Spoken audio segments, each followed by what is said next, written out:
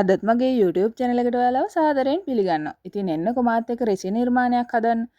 අද මම baby memory එකක් තමයි හදන්නේ. ෆොටෝ ෆ්‍රේම් එකක තමයි මම බේබි මෙමරි එක හදන්නේ. ඉතින් මුලින්ම රෙසින් ටික දිය කරගන්නවා.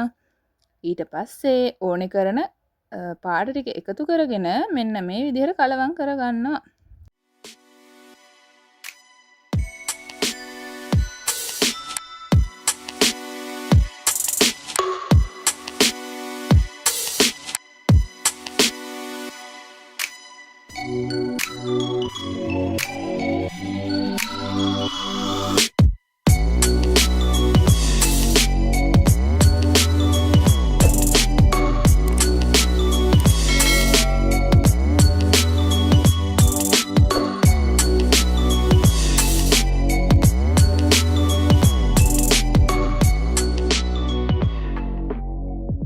මේ දාන්නේ දෙවෙනි ලේයර් එක කලින් ලේයර් එකක් දැම්මා. ඒක වේලෙන තියලා තමයි මේ ඊට පස්සේ ආයෙමත් ලේයර් එකක් දාන්නේ. ඔන්න ඊට පස්සේ මේ ලේයර් එක වේලනාට පස්සේ බබාගේ අයිටම් ටික එකතු කරගන්න තමයි තියෙන්නේ. ඉතින් මේක හරිම ලස්සනට කරන්න ඕන වැඩක් නිසා මම කලින්ම අයිටම් ටික එකතු කරගන්න විදිය බලාගත්තා. මේ බබාගේ අයිටම් 17ක් විතර එකතු කරගත්තා. ඉතින් මේකට බබාගේ ඇඳුම් දෙකක්, හෙයා බෑන්ඩ් එකක්, තොප්පියක්, මේ අත්වලයි කකුල්ලයි සලකුණු, ඒ වගේම මාස 12ක ෆොටෝස්, ඒ කියන්නේ මාසයකට එක ෆොටෝ එක ගන්න. ඊට පස්සේ අත්වලට දාපු මේස්, සපත්තු දෙකෙන් නම් එක සපත්තුවයි තිබුණේ. ඊට පස්සේ මේ හොස්පිටල් එකේදී ගත්ත ෆොටෝස් පළවෙනි දවසේ, ඒ වගේම බබාගේ ඩීටේල්ස් පළවෙනි දවසේ, ඊට පස්සේ මේ ක්ලිප් එක, ඊට පස්සේ බබාගේ ටැග්ස්, ඒ වගේ දේවලුත් මේකට එකතු කරගත්තා. ඉතින් මෙතෙන්ට ෆොටෝ 16ක් හෝ 17ක් මම එකතු කරගත්තා. ඊට පස්සේ වලලු, ඊට පස්සේ බබා ගැට ගහපු පිරිත් නූල. ඉතින් කෙස් නම් ගොඩක්ම චුට්ටයි හම්බුනේ. ඒ වගේම බබා මුලින්ම පාවිච්චි කරපු කරාබු දෙක. ඉතින් ඔන්න ඒ ටික සේරම එකතු කරලා මෙන්න මේ විදිහට තමයි අයිටම් එක හැදුනේ. කෙස් පොඩ්ඩ එකතු කරලා මම පුංචි ගහක් විදිහට තමයි සිප්පි කටුවක් ඇතුලේ හැදුවේ. කරාබු දෙකත් සිප්පි කටුවක් ඇතුලේම තමයි දැම්මේ. ඉතින් මේ වගේ මුතු ඇට දෙක තුනකුත් මම එකතු කරගත්තා.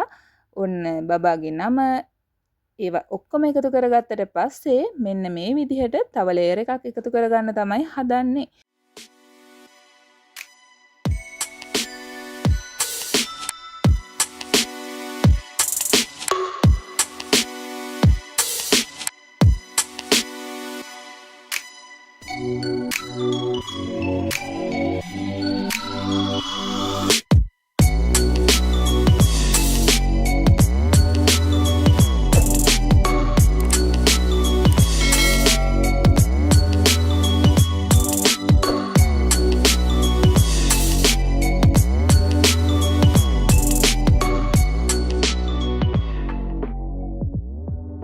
බබාගේ අයිටම් ටික ඔක්කොම එකතු කරගත්තට පස්සේ ලේයර් දෙකක් විතර රෙසින් එකතු කරා.